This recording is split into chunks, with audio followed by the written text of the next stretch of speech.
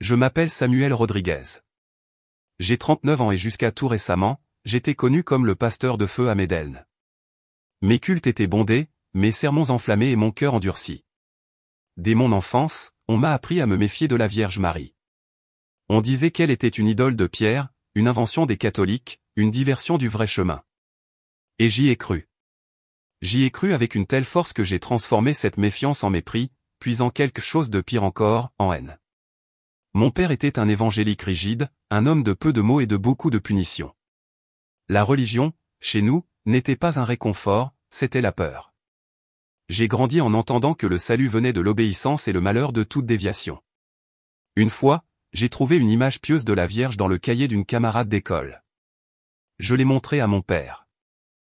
Il a déchiré le papier devant moi et a crié « T'incline jamais devant cette femme. Il n'y a qu'un seul nom qui sauve. » J'avais 8 ans. Ces mots sont restés gravés comme du feu dans mon âme.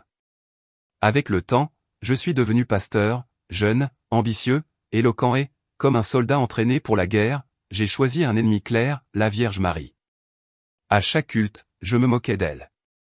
Je disais que son image n'était que plâtre et peinture, que ses larmes étaient des subterfuges, que son intercession était un mensonge. Les gens applaudissaient, me traitent de courageux. Je me sentais invincible. Je me souviens d'un culte en particulier dans le quartier de Poblado. L'église était bondée et je me sentais comme un général au combat. Je me suis dirigé vers la chaire. J'ai levé la Bible d'une voix ferme. J'ai crié, « Aujourd'hui, nous allons détruire les idoles du peuple. » Quelqu'un avait laissé une petite image de la Vierge de Guadalupe à la porte, peut-être par innocence ou par provocation. Je l'ai portée à l'autel. Je l'ai posée sur une table et j'ai commencé à l'insulter. Cela n'a aucun pouvoir. Ce n'est que du bois et de la peinture. Vous voulez des miracles? Demandez-les à Dieu, pas à cette femme qui ne peut rien faire pour vous. La foule riait. Certains applaudissaient, d'autres hochaient la tête. J'étais le centre d'attention et la fierté, mon unique nourriture. Mais au fond, il y avait quelque chose d'étrange, quelque chose que je ne voulais pas écouter, quelque chose comme un murmure, un malaise. Car malgré tout, chaque fois que je voyais cette image, que ce soit dans la rue, dans les maisons, dans les bus, il y avait quelque chose dans le regard de la Vierge qui me perturbait. C'était comme si elle ne se défendait pas, mais qu'elle ne se sentait pas offensée non plus. C'était comme si elle disait, « Tu restes mon fils, même si tu me hais. » Mais je ne voulais pas écouter, je ne voulais pas céder, car pour moi, la foi était la force, c'était la guerre. Et aimer cette femme aurait été trahir tout ce que j'avais prêché jusqu'alors. Mais Dieu a des chemins qu'aucun sermon ne prévoit. Et c'est précisément lorsque j'ai le plus blasphémé que le ciel m'a répondu, non pas par le tonnerre ou la punition, mais par le silence. Un silence qui allait changer ma vie pour toujours. Ce dimanche matin-là, il faisait plus chaud que d'habitude. Le soleil brûlait la façade blanche de l'église et, à l'intérieur, la chaleur était presque suffocante, mais personne ne semblait s'en soucier. Les bancs étaient pleins, les ventilateurs tournaient paresseusement au plafond sans faire grande différence. Et moi, j'étais là à l'autel, debout avec le microphone à la main, comme je l'avais été pendant les 15 dernières années. Mais ce culte serait différent. Je ne le savais pas encore, mais le ciel oui. Avant de commencer la prédication, j'ai vu que quelqu'un avait laissé une petite image à la porte de l'église. C'était la Vierge Marie, celle de Guadalupe, très colorée, les yeux baissés et un manteau bleu parsemé d'étoiles. Quelqu'un, peut-être une femme simple, peut-être une catholique curieuse, l'avait placée là avec affection. Mais pour moi, à ce moment-là, ce fut comme une étincelle tombant sur de l'essence. J'ai tenu cette image avec mépris.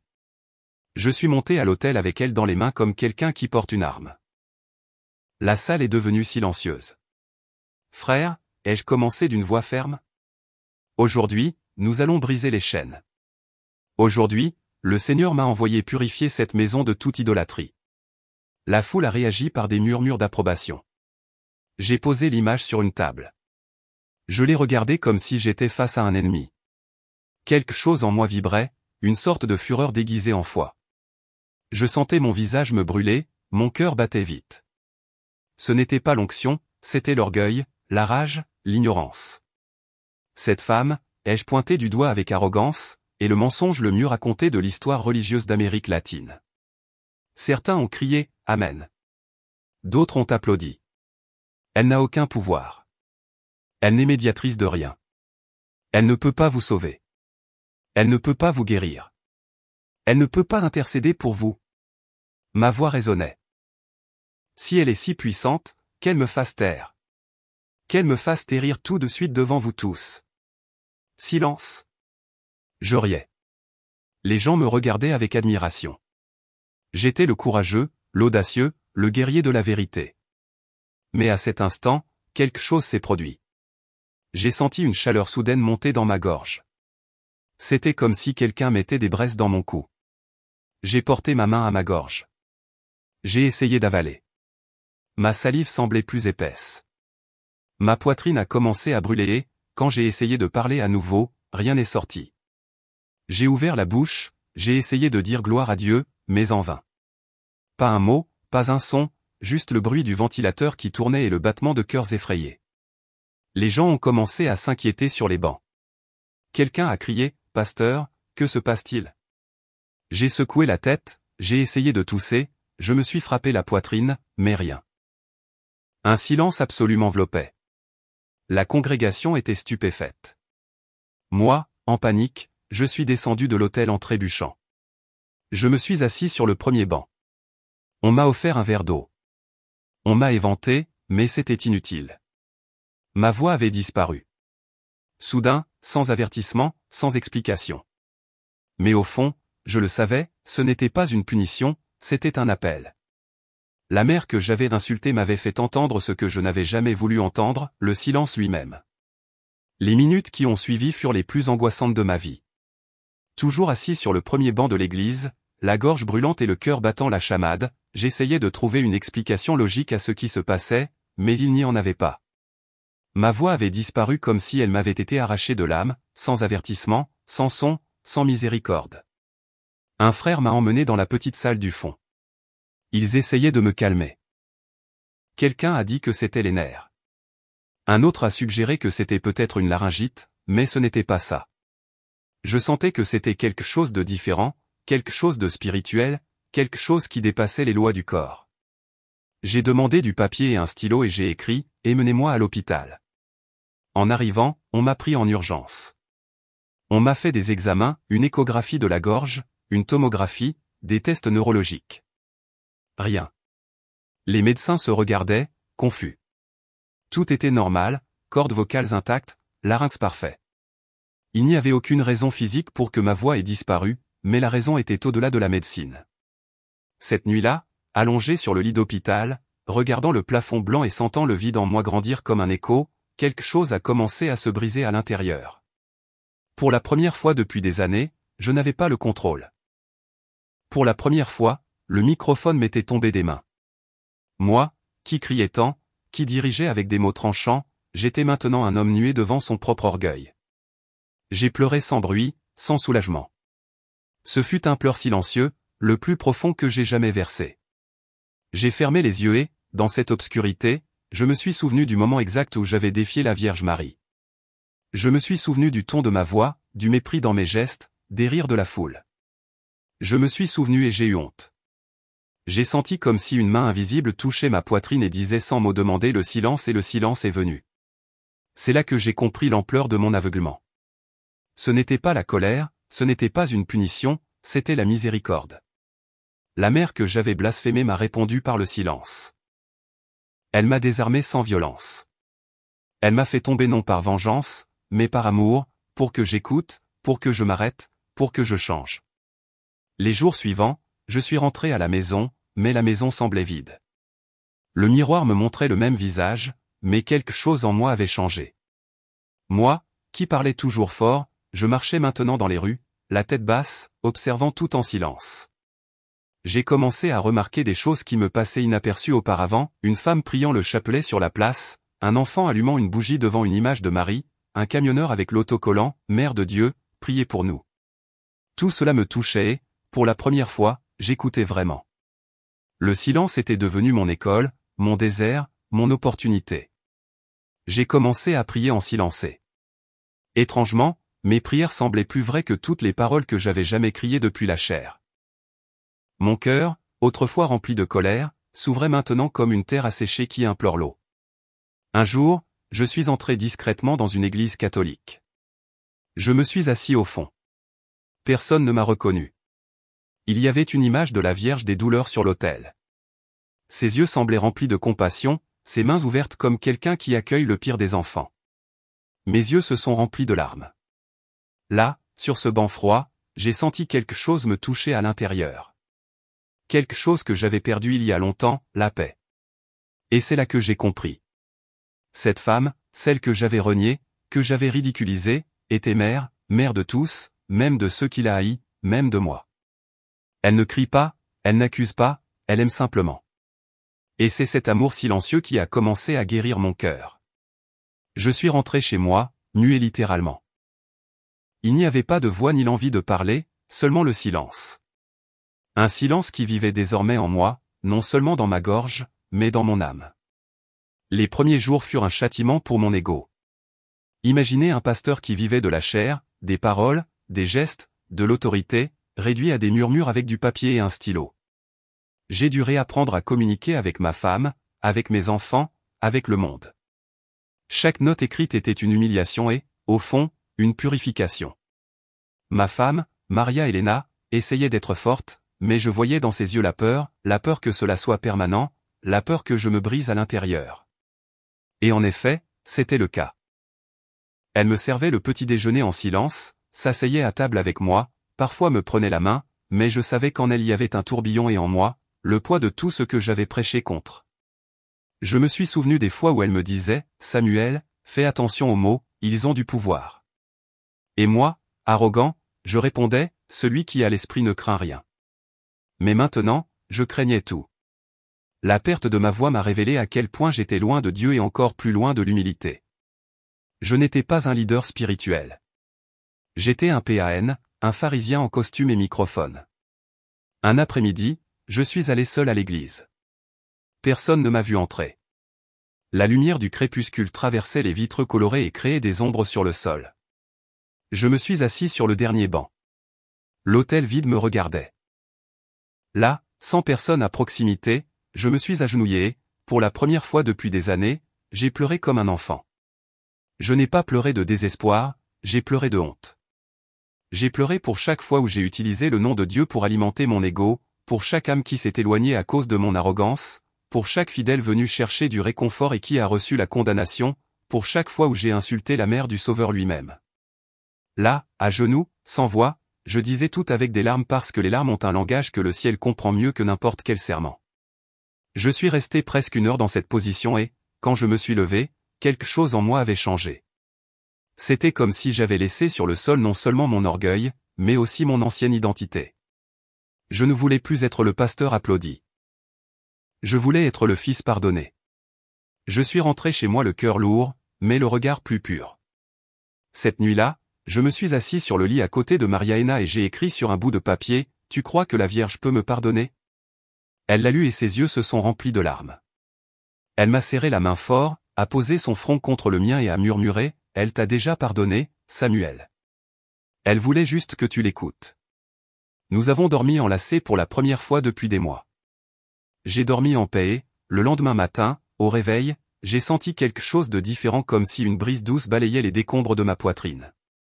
Je me suis levé, je suis allé dans le salon et, dans un geste presque inconscient, j'ai ouvert YouTube sur mon téléphone et j'ai tapé « Basilique Notre-Dame de Guadeloupe ». Messe en direct.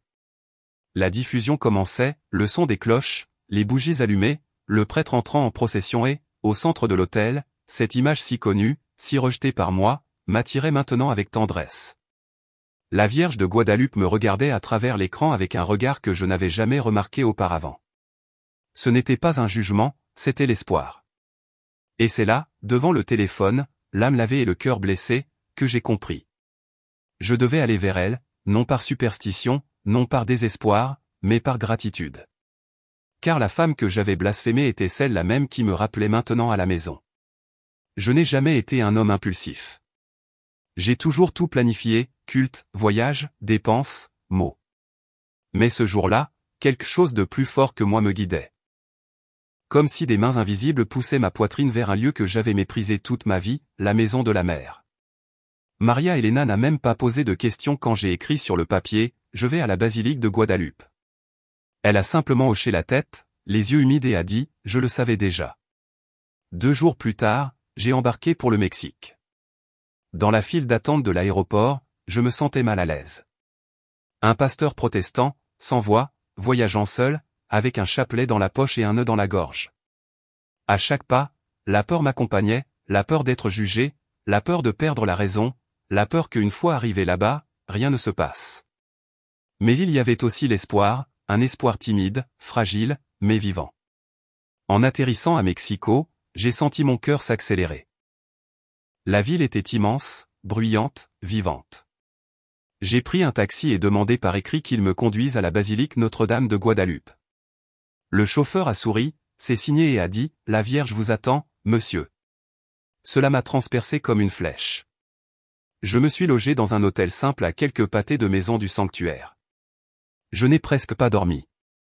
Le lendemain matin, alors qu'il faisait encore nuit, je suis sorti à pied. À chaque pas, de vieux souvenirs m'envahissaient. Serments enflammés, moqueries, insultes contre des images. J'éprouvais de la honte, une honte qui faisait mal. Mais j'ai continué. Quand j'ai vu pour la première fois les tours de la basilique surgir parmi les arbres, quelque chose en moi s'est brisé. Je n'ai pas pleuré, je ne suis pas tombé à genoux. Je me suis juste arrêté. Et pendant une longue minute, je suis resté immobile. C'était comme si le temps s'était arrêté juste pour moi. Cette église, cette image, ce lieu portait une présence que je n'avais jamais ressentie dans aucune de mes prédications. Je suis entré. L'intérieur de la basilique était immense. Les fidèles marchaient en silence, certains les mains chargées de fleurs, d'autres à genoux, d'autres simplement en regardant. Le son de l'orgue remplissait l'espace comme une prière sans parole. Et là en haut, elle, l'image de la Vierge de Guadeloupe. Je l'ai regardée et elle semblait me rendre mon regard. Je me suis approché lentement, mon cœur s'accélérait, mes mains tremblaient. J'ai sorti le chapelet que Maria Elena m'avait donné avant le voyage. Le même chapelet que des années auparavant, j'aurais jeté à la poubelle. Maintenant, c'était mon bouclier. Quand je me suis agenouillé devant elle, tout mon corps tremblait. Je n'ai pas demandé la guérison. Je n'ai pas supplié pour un miracle, j'ai seulement demandé pardon. J'ai posé mes mains sur ma poitrine, les yeux fermés. J'ai laissé mon cœur parler pour moi, mère, je t'ai renié, je t'ai insulté, je t'ai haï, mais aujourd'hui, je suis ici blessé, repentant, muet. Mais mon enfant, s'il y a encore une place pour moi dans ton giron, reçois-moi. Je suis venu jusqu'ici pour te dire que je t'aime, même si cela a pris si longtemps. Les larmes ont coulé, chaudes, silencieuses. Soudain, j'ai senti quelque chose, une paix qui descendait de mes épaules jusqu'à mes pieds, comme si quelqu'un avait retiré un vieux fardeau de mon dos. Une sensation douce, maternelle, inexplicable. Je suis resté à genoux pendant presque une demi-heure. Quand je me suis levé, le visage encore mouillé, j'ai remarqué quelque chose de curieux. Certaines personnes autour de moi souriaient comme si elles me reconnaissaient. Une vieille femme s'est approchée et m'a posé la main sur l'épaule. Elle a dit doucement, « Merci d'être venu, mon fils. Marie t'a déjà embrassé. » Je suis sorti de la basilique le cœur léger, mais toujours muet et, pourtant, je ne m'étais jamais senti aussi écouté par Dieu. Je suis retourné à l'autel en silence, mais c'était un silence différent. Ce n'était plus le poids du châtiment, c'était le silence d'un cœur en paix, d'une âme qui se repose après la guerre. J'ai pris un long bain, j'ai mis des vêtements simples, je me suis assis au bord du lit et j'ai regardé dans le vide. Mon corps était épuisé, mais mon esprit léger. Je n'attendais rien. Je ne cherchais plus de miracle. J'avais déjà reçu quelque chose de bien plus grand, le pardon. Et le cœur tranquille, je me suis couché, j'ai éteint la lumière et j'ai dormi. Dans mon rêve, j'étais à genoux dans la basilique, seul. Le temple était vide, tout en silence. Une lumière douce descendait d'en haut et l'image de la Vierge de Guadeloupe semblait plus vivante que jamais. Ses yeux brillaient et puis, elle est descendue. Oui, elle est descendue du tableau comme si elle était faite de lumière et de tendresse. Elle a marché vers moi à pas sereins. Elle ne parlait pas, mais son regard disait tout. Je ne pouvais ni bouger ni pleurer, juste la regarder. Elle s'est agenouillée devant moi. Oui. Elle s'est agenouillée, avec une délicatesse impossible à décrire, elle a touché mon visage avec ses 2 mains. Ses mains étaient chaudes, douces. Elle sentait la rose et alors, les yeux remplis de compassion, elle s'est approchée de mon oreille et a murmuré un seul mot. Reviens. Je me suis réveillé en sursaut. Je me suis assis sur le lit, le cœur battant la chamade, le corps entier en sueur. J'ai respiré profondément et, instinctivement, j'ai porté la main à ma gorge. Il y avait quelque chose de différent là, une légèreté, une ouverture. J'ai avalé ma salive, j'ai essayé de parler, j'ai ouvert la bouche et c'est sorti. Ma voix est sortie air faible, mais vivante. Ave Maria, fut ce que je dis. Les mots sont venus comme un murmure ancien qui avait toujours été là, n'attendant que de naître. Je l'ai dit de nouveau. Ave Maria. Les larmes ont jailli. Je me suis levé. J'ai couru vers le miroir de la salle de bain. Je me suis regardé et j'ai répété, maintenant avec plus de force, je vous salue, Marie, pleine de grâce. Je suis tombé à genoux sur le sol en céramique froide, le visage entre les mains et la poitrine en feu. Ma voix était revenue, mais c'était une autre voix. Ce n'était plus la voix de l'orgueil, de la vanité, de la suffisance. C'était une voix humble, purifiée, reconnaissante. C'était la voix d'un homme qui était né de nouveau. Je suis resté là, à genoux, près d'une heure, répétant la prière que j'avais méprisée toute ma vie. Chaque mot était comme une brique reconstruisant mon âme, comme si la mère était là avec moi, priant à mes côtés, guidant chaque syllabe, guérissant chaque blessure. Le lendemain, je suis retourné à la basilique. Cette fois, je suis entré par la porte latérale, le chapelet à la main et le visage illuminé par la gratitude. Quand j'ai revu l'image de la Vierge, je me suis arrêté et, du plus profond de ma nouvelle voix, j'ai dit simplement « merci ». Et à cet instant, je l'ai su. Ma mission avait changé pour toujours. Je suis rentré en Colombie, le cœur en fête et l'âme en silence, mais non plus par absence de voix. Cette fois, le silence venait de la paix, de la compréhension, de l'amour qui n'a pas besoin de crier pour être vrai. Dans l'avion, le chapelet dans la poche et un sourire contenu sur le visage, je regardais par la fenêtre les nuages passer comme s'ils étaient des voiles. Je me sentais comme un fils prodigue qui revient, non pas à la maison d'un père sévère, mais dans le giron d'une mère qui a toujours attendu avec tendresse. La première personne qui m'a vu fut Maria Elena. Quand elle m'a accueilli à l'aéroport, il n'y a pas eu de mots, juste une forte étreinte prolongée de celles qui dissolvent le temps et guérissent les vieilles blessures. Elle a posé sa main sur mon visage ému et a murmuré, « Tu es revenu avec ta voix, mais tu es un autre homme. » J'ai acquiescé. Et alors, pour la première fois depuis le miracle, j'ai répondu avec sérénité, pas un autre, le vrai. La nouvelle de mon retour et du retour de ma voix s'est répandue rapidement.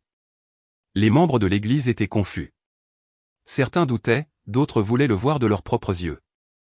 Un culte spécial a été organisé pour écouter mon témoignage. Cette nuit-là, l'Église était pleine. Pleine comme au temps où je criais, menaçais, pointa du doigt. Mais maintenant, je montrais à la chair comme un homme désarmé, guéri. Je suis entré par la porte latérale, le cœur battant fort. Je me suis dirigé lentement vers l'autel. Le microphone m'attendait. J'ai respiré profondément et, avant de dire un seul mot, j'ai sorti le chapelet de ma poche. Je l'ai montré à tous. Un murmure a parcouru l'église. J'ai levé les yeux, j'ai regardé chaque visage. Beaucoup fronçaient les sourcils, d'autres attendaient un scandale, mais ce qu'ils ont entendu fut différent. J'ai parlé doucement, sans hâte, j'ai perdu ma voix après avoir blasphémé contre la Mère de Dieu. Le silence fut immédiat. J'ai continué, devant vous, un dimanche comme celui-là, j'ai défié la Vierge Marie et elle ne m'a pas répondu par la haine ni par la punition. Elle m'a répondu par le silence, par l'amour. Ce qui a suivi, ce furent mes larmes et celles des gens. J'ai tout raconté, l'arrogance qui m'aveuglait, la chute, le désespoir, le voyage à Guadeloupe, le rêve, le mot murmuré, reviens, et le miracle. Certains pleuraient ouvertement, d'autres me regardaient comme s'ils voyaient un inconnu, mais tous écoutaient. Et puis j'ai conclu, je n'ai pas changé de religion, j'ai changé de cœur. Avant, je criais sur Dieu. Maintenant, j'écoute Dieu. Et Marie, la Mère du ciel, m'a appris cela par le silence et la miséricorde. Elle m'a appris que l'humilité est plus forte que n'importe quel sermon. Et c'est pourquoi aujourd'hui, je rends grâce, car c'est par sa main que j'ai retrouvé le chemin du Fils. Et à cet instant, sans que personne ne le demande, plusieurs fidèles ont commencé à se lever et à applaudir. Ce n'était pas un applaudissement d'euphorie, c'était de la reconnaissance, de l'émotion, de la foi. Cette semaine-là, beaucoup sont venus à moi. Certains voulaient comprendre, d'autres voulaient apprendre à réciter le chapelet. Même d'anciens pasteurs se sont approchés de moi en secret et m'ont dit, « Quelque chose en toi a changé. » Et nous le sentons. Oui, cela a changé. Et jamais plus je n'ai voulu redevenir qui j'étais. J'ai ouvert un petit espace de prière mariale à côté de ma maison. Pas un nouveau temple, juste un coin de paix, un banc, une bougie allumée, une image simple de la Vierge. Et là, tous les jours, je prie avec quiconque veut prier, catholique, évangélique, curieux, blessé, peu importe. Je ne demande pas la religion. Je demande juste, vous besoin d'une accolade? Parce que c'est ce que j'ai reçu et c'est ce que je veux donner. Ce que j'ai vécu n'a pas été accepté par tous. Au début, il y a eu de l'émotion, des larmes, des étreintes, des gens me disant qu'ils n'avaient jamais rien entendu d'aussi beau, d'aussi sincère, d'aussi pur. Mais avec le temps, le silence qui m'avait guéri a commencé à gêner les autres et les premiers regards de travers n'ont pas tardé à apparaître. D'anciens frères de l'Église ont commencé à s'éloigner. Certains me saluaient de loin, la main levée, mais sans s'approcher. D'autres ont simplement cessé d'assister au culte. Un jour, l'un des plus anciens presbytres m'a appelé pour discuter. « Pasteur Samuel, avec tout le respect, vous devez choisir. Soit vous continuez avec la doctrine qui nous unissait, soit vous allez réciter le chapelet là-bas avec les catholiques. » J'ai senti un nœud dans la gorge, mais je ne me suis pas défendu. J'ai juste respiré profondément et j'ai souri avec sérénité. Je suis avec l'Évangile et c'est la mère de l'Évangile qui m'y a ramené. L'homme a baissé le regard, mal à l'aise, et est parti. La semaine suivante, j'ai été convoqué par la direction de l'Église, assis dans une salle qui m'avait si souvent vu donner des ordres. Maintenant, j'y étais en position d'accusé.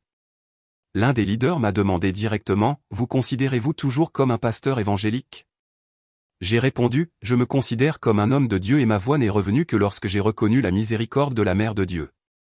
Cela ne me rend pas moins croyant, cela me rend plus fils. » Leur silence était lourd.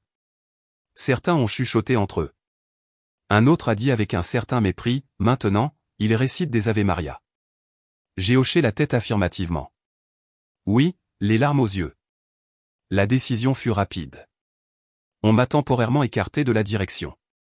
Pour réflexion, ont-ils dit, Massa, c'était un rejet, non pas à cause d'un péché, mais par amour. Oui, par amour pour celle que j'avais autrefois méprisée. Je suis rentré chez moi le cœur serré. Maria Elena m'attendait sur la terrasse, assise comme elle le faisait les jours difficiles. Quand elle m'a vu, elle n'a rien demandé.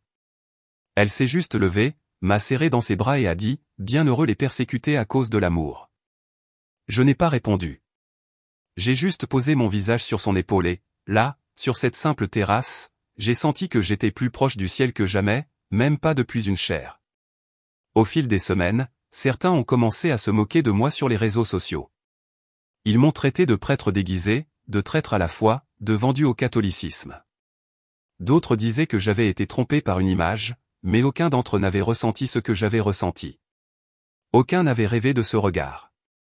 Aucun n'avait entendu le murmure « Reviens » et cela me suffisait. Même sans l'Église, j'ai continué à rassembler des gens, non pas pour prêcher, mais pour prier. Nous récitions le chapelet, lisions les évangiles, méditions sur l'amour et la miséricorde de Dieu. Et peu à peu, de plus en plus de gens arrivaient. Des gens fatigués des cris, des gens assoiffés de paix. Une dame de 80 ans est venue un jour, les larmes aux yeux. Elle a dit que pendant 40 ans, elle avait eu honte d'être dévote de la Vierge par peur des moqueries. Mais en m'écoutant, elle s'est remise à prier. Une autre femme évangélique m'a cherché en secret, m'a demandé un chapelet, a dit, « Je ne sais pas prier, mais je veux essayer. » Et là, j'ai compris, le rejet que j'ai subi était le prix de la liberté d'aimer, d'accueillir, d'être un fils, non seulement du Père, mais aussi de la Mère. Car la vérité est que celui qui découvre le giron de la Vierge ne tient plus dans le tribunal des hommes. Dans les mois qui ont suivi, quelque chose en moi s'est affirmé. Je n'étais plus ce feu nerveux qui me faisait monter à la chair comme un général de guerre. Maintenant, le feu était différent. C'était le feu qui réchauffe, qui illumine, qui guide, un feu serein, un feu qui brûle sans détruire. Et avec cette nouvelle flamme, j'ai compris que la voix qui m'avait été rendue n'était pas pour moi, elle était pour les autres. ma voix servait désormais à consoler les veuves, à bénir les enfants, à prier avec les malades, à écouter ceux qui souffrent. J'ai commencé à visiter les hôpitaux, non pas comme pasteur, non pas comme missionnaire, mais comme fils de Marie. J'avais un chapelet dans la poche et, à chaque lit, je demandais à voix basse, « Voulez-vous que la mère de Jésus prie ?» Certains étaient émus rien qu'à la question.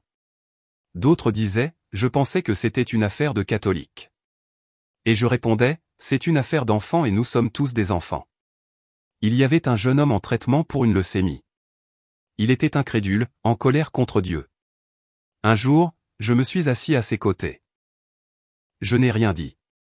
J'ai juste commencé à réciter le chapelet à voix basse. Quand j'ai eu fini, il pleurait en silence. Il a dit, « Je n'aurais jamais imaginé ressentir la paix en écoutant quelqu'un prier pour Marie. » Un autre monsieur évangélique comme moi m'a serré la main fort et a demandé, « Es-tu sur quelle écoute ?» Je lui ai répondu avec mes yeux, « Elle m'a écouté quand je la haïsais le plus. » Imagine maintenant. J'ai commencé à recevoir des lettres, des notes, des demandes de prière. Des gens qui se moquaient de moi auparavant venaient maintenant chez moi en disant, « Pasteur, pouvez-vous prier avec moi ?» Et le plus beau, c'est que je n'avais plus besoin d'expliquer quoi que ce soit. Il suffisait de regarder dans les yeux, il suffisait de poser une main sur l'épaule, il suffisait de dire « Ave Maria ». Et tout change parce que Marie a cette délicatesse. Elle n'a pas besoin de discuter ni de prouver quoi que ce soit. Elle arrive simplement en silence et, là où elle arrive, l'enfer se tait. Une nuit, une jeune femme enceinte a frappé à ma porte. Il était tard, elle tremblait. Elle avait été expulsée de chez elle parce qu'elle attendait un enfant d'un jeune homme qui l'avait abandonnée. Elle se sentait sale, indigne, perdue. J'ai ouvert la porte. Elle a éclaté en sanglots. Elle n'a pas dit un mot.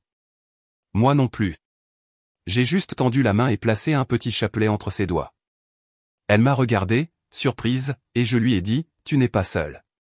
La mère qui a porté Jésus dans son sein te comprend. » Cette femme est revenue le lendemain avec un autre visage. Elle a commencé à assister à nos prières et, aujourd'hui, elle va nommer sa fille Maria Esperanza.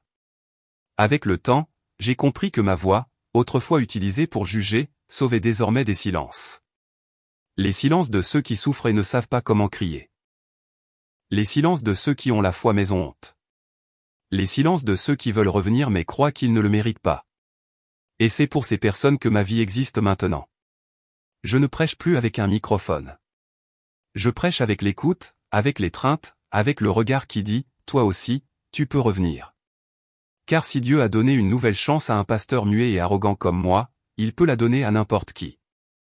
Aujourd'hui, quand quelqu'un me demande si je suis toujours pasteur, je souris non par ironie, mais par gratitude et je réponds, « Je suis juste un homme qui a trouvé sa voie au pied d'une mère et cela me suffit. » Aujourd'hui, c'est le 5 août. Cela fait presque un an que ma voix est tombée dans le silence. Un silence qui semblait être une punition, mais qui était une guérison. Un silence qui faisait mal, mais qui m'enseignait. Un silence qui ne m'a pas fait taire, il m'a sauvé. Et c'est pourquoi aujourd'hui, j'écris. J'écris pour ceux qui en ont besoin. Pour toi qui n'as peut-être jamais entendu parler de la Vierge Marie avec amour.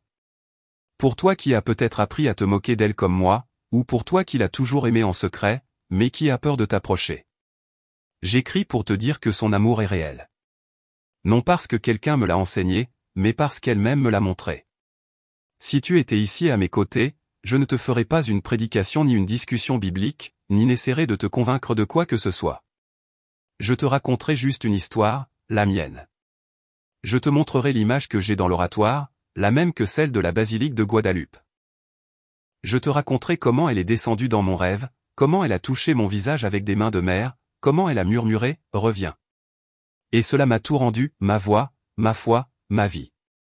Aujourd'hui, je suis toujours celui que j'ai toujours été, un homme amoureux de Jésus, mais maintenant avec quelque chose de plus, avec un cœur plus docile, avec une foi plus humble, avec un amour de plus, l'amour pour la mère de mon Seigneur et cela me complète. Certains me rejettent encore, d'autres me critiquent, mais cela ne m'importe plus, car j'ai appris que lorsque l'on découvre le giron de la mer, on n'a plus besoin de se défendre. On aime simplement. Et qui aime n'a pas besoin de convaincre personne. Il aime en silence, il aime par des œuvres, il aime par sa présence. Je n'ai plus besoin de foule. Aujourd'hui, je m'assieds avec des personnes âgées dans des maisons de retraite, avec des jeunes désespérés, avec des mères qui pleurent leurs enfants, avec des hommes blessés à l'intérieur. Et à tous, je dis, avez-vous déjà parlé à Marie aujourd'hui? Certains rient, d'autres ont peur, mais ensuite, presque tous répondent, pas encore, mais je veux essayer. Parce que nous avons tous besoin d'une mère, même ceux qui disent que non, surtout ceux qui disent que non. Et si tu me demandes quel a été le plus grand miracle que j'ai vécu, je ne dirai pas que c'était de retrouver ma voix. Le plus grand miracle a été de redevenir petit. C'était de reconnaître que j'ai eu besoin d'être réduit au silence pour apprendre à écouter, que j'ai eu besoin de tomber pour réapprendre à marcher, que j'ai eu besoin de haïr pour comprendre ce que aimait vraiment. Et c'est Marie, la mère silencieuse, la mère patiente, la mère ferme qui m'a enseigné cela. Sans crier, sans imposer, juste en attendant le jour où moi, Samuel Rodriguez, cesserai d'être le pasteur qui jugeait et deviendrai le fils qui s'agenouille. Aujourd'hui, si tu m'écoutes et que quelque chose dans ton cœur est inquiet, ne fuis pas. N'endurcis pas ton âme. Ferme juste les yeux et dis, Mère, me voici. Et elle viendra, non pas avec le tonnerre, non pas avec les éclairs, mais avec le même murmure qui m'a sauvé. Reviens, reviens, mon fils. Reviens, ma fille, elle t'attend. Et si tu crois que tu n'es pas digne, que tu as trop péché, que tu as dit des bêtises, que tu t'es moqué d'elle, alors écoute ceci de moi, elle m'a pardonné. Et si elle m'a pardonné à moi, elle te pardonnera aussi parce que Marie est comme ça. Elle ne renonce à personne, pas même à un pasteur muet qui a osé la défier en public. Elle ne se venge pas, elle accueille, elle écoute, elle guérit. Quand c'est nécessaire, elle rend la voix. Mais une voix nouvelle, faite d'amour. Si cette histoire a touché ton cœur, commente le mot, reviens, aime la vidéo, partage-la avec quelqu'un qui a besoin de foi et abonne-toi à la chaîne pour plus de récits comme celui-ci.